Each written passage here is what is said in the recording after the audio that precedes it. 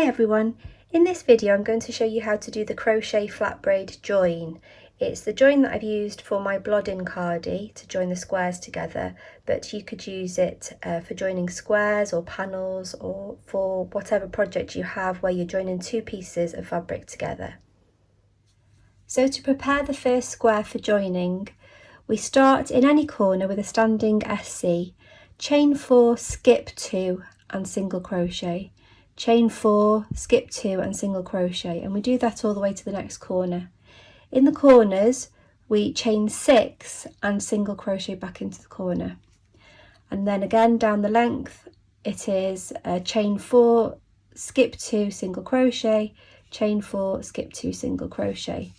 Same at the next corner and along the next side and at the next corner, and then on the final side we're just finishing up here, so we've got another chain 4,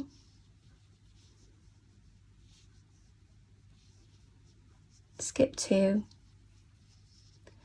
single crochet into the corner,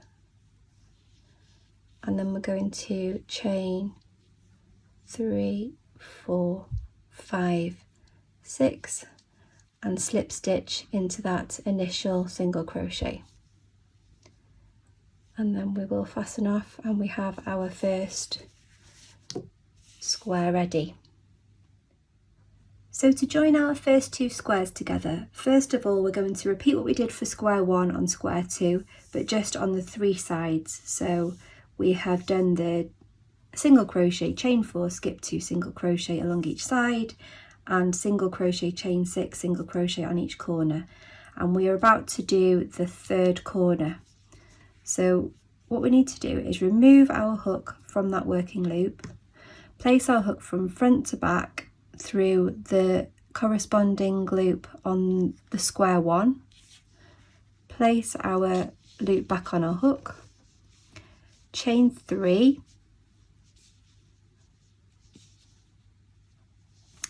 pull our hook through that loop and chain 3 again.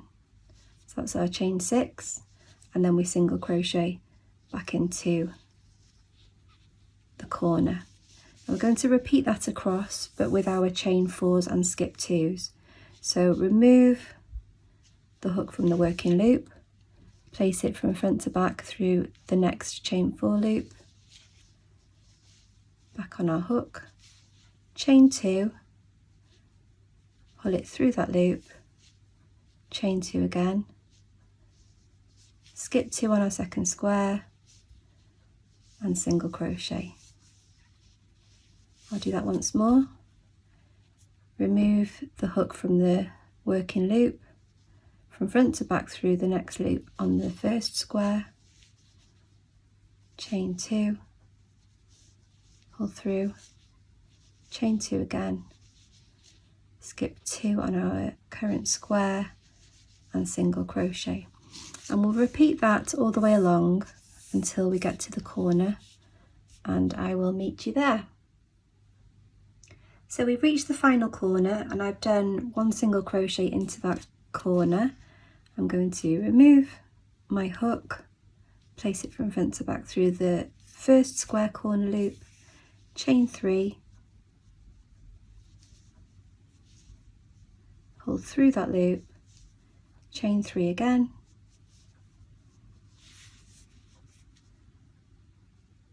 and slip stitch into that first single crochet, and then we can fasten off, and you can see that lovely braid starting to appear.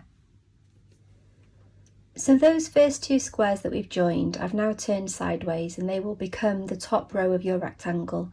So you can continue to add as many squares as you like in exactly the same way along that top row.